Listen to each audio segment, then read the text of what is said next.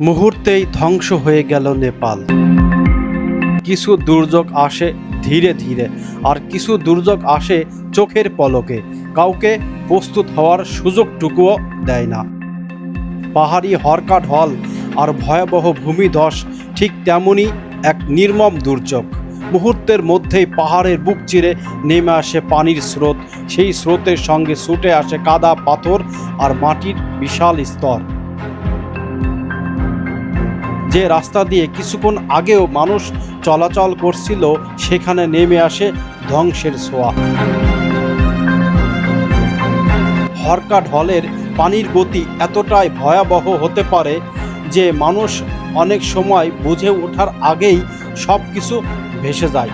ভিডিওতে ঠিক তেমনই দেখতে পাচ্ছেন, বোঝার আগেই যেন সব শেষ।